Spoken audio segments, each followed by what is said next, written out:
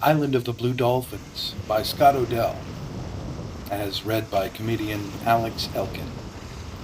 Chapter 28. The earthquake did little damage. Even the spring, which failed to flow for several days, started up again and flowed more than ever.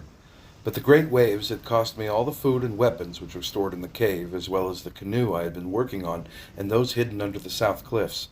The canoes were the biggest loss. To find enough wood to make another would have taken me all the spring and summer. I therefore set out on the first fair morning to search for whatever wreckage the waves had washed ashore. Among the rocks near the south cliffs I found a part of one canoe buried in the sand and in twisted kelp. I worked all morning to dig it free, and then, having scraped it clean, could not decide what to do. I could cut the sinews and carry the planks up the cliff, two at a time, on my back and across the dunes to the Coral Cove, which meant many days. Or I could build the canoe here on the rocks and take the chance that another storm would wash it away before I was finished. I finally did neither of those things. Choosing a day when the sea was calm, I floated what was left of the canoe and, pushing it in front of me, made my way past the sand spit and into the cove. There I took the wreckage apart and moved the planks up the trail, beyond the place where the great waves had reached. I found the remains of my other canoe. It had been washed far back in the cave, and I could not get it out. So I went back to the south cliffs and hunted among the piles of kelp until I had enough pieces of wood, counting what I already had, to begin the building of another. It was late in the spring now. The weather was still unsettled, with light rain falling most of the days, but I started the new canoe anyway, for I needed it to gather shellfish. No longer did I think of the Aleuts, as I have said. Yet, without a canoe to go where I wanted, I felt uneasy. The planks were all about the same size, the length of my arm, but they came from different canoes, and were therefore hard to fit together. The holes were ready, however, which saved me much labor and time. Another help was that the great waves had washed ashore long strings of black pitch, which was often difficult to find on the island, and which I needed. When I had sorted out the planks and shaped them, the work went fast, so that by late spring I was ready to finish the seams. It was on a windy morning that I made a fire to soften the pitch. The wind was cold, and it took a long time to get the fire going. To hasten it, I went down to the beach for dry seaweed. I had started back, with my arms filled, when I turned to look at the sky, thinking from the feel of the wind that a storm might be close. Off to the north, the skies were clear, but in the east, from whence storms sometimes came at this season, stood banks of gray clouds, one on top of the other. At this moment, in the deep shadows cast by the clouds, I saw something else. Forgetting that I was carrying a load of seaweed, I threw up my arms. The seaweed fell to the ground. A sail! A ship!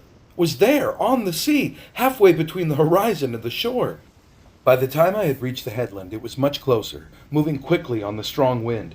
I could see that it did not have the red, beaked prow of the Aleuts, nor did it look like the white men's ship, which I clearly remembered. Why had it come to the island of the Blue Dolphins? I crouched on the headland and wondered, my heart beating fast. If the men who sailed it had come to catch otter, if they were hunters, I must hide before they saw me. They would soon find my fire and the canoe I was making, yet I could go to the cave and probably be safe from them. But if they had been sent by my people to take me away, then I should not hide. The ship moved slowly between the black rocks and into Coral Cove. I could see the men now, and they were not Aleuts. They lowered a canoe, and two of the men paddled toward the beach. The wind had begun to blow hard, and the men had trouble landing. Finally, one of them stayed behind in the canoe, and the other, the man without a beard, jumped into the water and came along the beach and up the trail. I could not see him, but after a while I heard a shout, then another, and I knew that he had found my fire and the canoe. The man he had left in the cove did not answer, nor did the men on the ship. I was sure that he was calling to me. I crawled down from the rock and went to the house.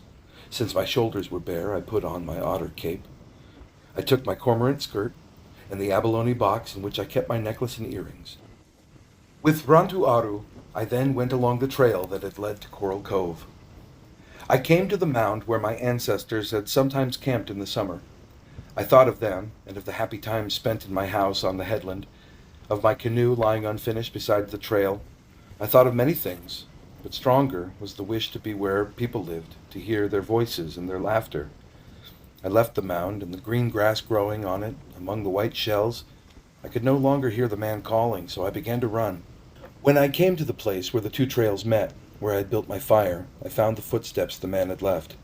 I followed them down to the cove. The canoe had gone back to the ship.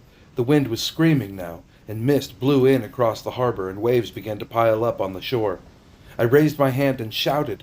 I shouted over and over, but the wind carried my voice away. I ran down the beach and waded into the water. The men did not see me. Rain started to fall, and the wind drove it against my face. I waded farther out through the waves, raising my arms to the ship. Slowly it moved away in the mist. It went toward the south. I stood there until it was out of sight. End of chapter 28.